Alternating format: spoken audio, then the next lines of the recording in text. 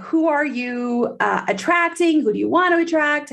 How might you serve them? The second week, last week, was more around, okay, so how do you start to cultivate a little bit of engagement? How do you kind of start the conversation? Now we're in like the pinnacle of it. And obviously, this isn't just a linear path, but we're kind of at the pinnacle of it. Like, imagine yourself, you have sent a link to somebody that you were kind of having conversations with. They raised their hand virtually and said, yeah, I'm curious about how coaching could change my life and have a transformation.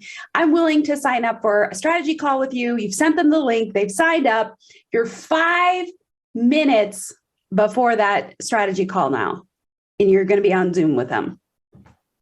What do you do? What are you thinking? How are you preparing? What is that sales call going to look like? So let's maybe start there. And first, we're going to have Anas kind of give his perspective. Okay. And I'll just sound it back just so I make sure I'm answering the right question. I got a strategy session booked. I'm starting in 5 minutes. What do I do? Yes. Okay. Yeah. I mean, I got my pen, so we'll bust out some tactical things as we go here. There's a whole bunch of different elements, and maybe I'll talk a little bit on the psychology. Maybe I'll talk about the sales and how the conversation progresses. The first and most important in anything that you ever do in coaching and selling and influence and persuasion and all of it is you have to see, and I can't stress this enough. Almost every single person I've met or known misses this critical step, and it's envisioning the outcome positively and emotionally engaging before you impart it. So what I mean by that is, if my strategy session is in 5 minutes, I would, like, no matter what, have sat there, and I always would picture, let's say I'm meeting Tom. I picture Tom like having these moments throughout the session, like, oh wow, like having these light bulb moments, and like, wow, that's really amazing. And I would literally hear them say, I've never thought of it this way. I didn't think about it this way. Wow, this is something really important to me.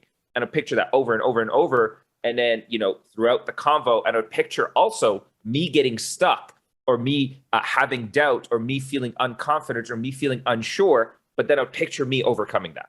And I would picture me having that aha moment, having that light bulb moment, and remembering it's not about me, it's about the client. And in that service, and I picture this, amazingness coming out from Tom, but also me overcoming my struggles, and me overcoming when I lose certainty, when I lose that confidence. And then towards the end, I always picture, and I have like key statements that I'll come back to, and I picture Tom. I don't know why Tom came to me. I picture Tom being like, this is amazing. And, I would hear them say like, wow, and ask like, you charge too little. How quickly can we get started? Right. And that charge too little, for instance, is the statement of, and I charge a lot, but, it's this idea of like, wow, this was so much value. Like, you are underselling it. Right. Yeah. Like, I would have paid double that, triple that. So I would picture these things. I picture the smiles. I picture that. And then I'll also picture other times like me getting objections, and then me being able to coach them through it. But to simplify it, if it's the first time for someone who's done any of this visualization type exercises, I'm like, just picture the positive outcome that you want in advance, and like feel it. And when I say is, when you picture them, picture their physiology, their excitement, their smiles. They're like, wow, like, I can't believe that. Them aggressively taking notes, them being like, saying all these things. And I think, to me, if you told me what was the most important thing in a sales environment, I would put that as probably number one. That's how profound and strong I believe in this as a whole. That's awesome. So I want to take that and just kind of expand on it a little bit from a psychological perspective, because there's Dr. Sherry. Right? There is neuroscience that absolutely supports what you just said. So it's interesting. I mean, I think we've all had the experience. In fact, Anas was just sharing, well, we won't go into details, but he was just sharing before we got on the live here that he had a dream with Faisal in it. But we've all had the experience where we've had a dream. We wake up. I mean, I've had this plenty of times. I will wake up and it will have been a dream of my husband doing something, whatever, cheating on me or whatever. And which, okay. Son of a gun. First of all, when those happens, it's a sign for me that I'm like, okay, my insecurities have gotten peaked. So, but that's a whole nother topic conversation. But I will look over at him perfectly sleeping, snoring. Yes, he snores. And I will want to just whack him because I'm so angry at him at that moment. And right? He didn't do anything. He did not cheat on me. But my brain doesn't know that. And I have to talk myself out of that emotional reaction in the middle of the night when my husband's sleeping, because my brain and my emotions don't logically know in that moment that it's not true. And so I use that experience as recognition that our brains actually don't, the way that they function, they cannot distinguish between an imaginary event and a real event. They still change when we have a thought, when we envision something, our brain changes almost in the same way as if we actually went through it. Now, another reason or another way that demonstrates this is true based on science is what's called exposure therapy. Now I'm going to go into the therapy side of the, but it's just to demonstrate, because I want to hammer home what NASA is saying. I'm learning. You keep going. Yeah.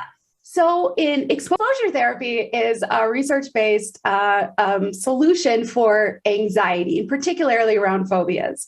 So if you have a fear of spiders, if you do exposure therapy, it will help you get over it. Now, here's the thing that relates to what Anas is saying is that you can do in vivo exposure, which is it's not like you actually go to the office and hold a spider. You don't have to do that. You actually just imagine.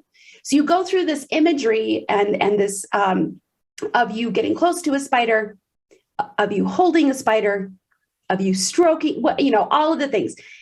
And it works.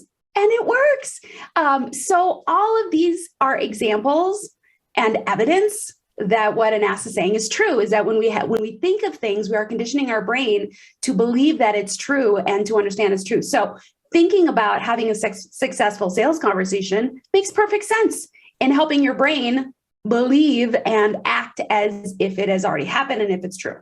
So I hope that kind of helped unpack it a little bit with some science. That hit it for sure. Good. Go, Dr. Sherry. And also Yeah. it connects to the coaching world of, like, if you're a coach and you haven't gotten your clients to go through some kind of visualization, you need to start now, because it's probably one of the most powerful experiences that gets to their whole physiology, their senses, everything engaged. And it goes deeper than a conversation around what you're talking about. It's getting them engaged at a different level. And when you see it, when somebody goes through a few minutes of a visualization, they connect with their vision, or they connect with the ideal version of who they are, or whatever that is. They come out of it, you can see a tangible difference in their physiology and how they feel. And a lot of times the words might be like, oh, it's possible. I can do this.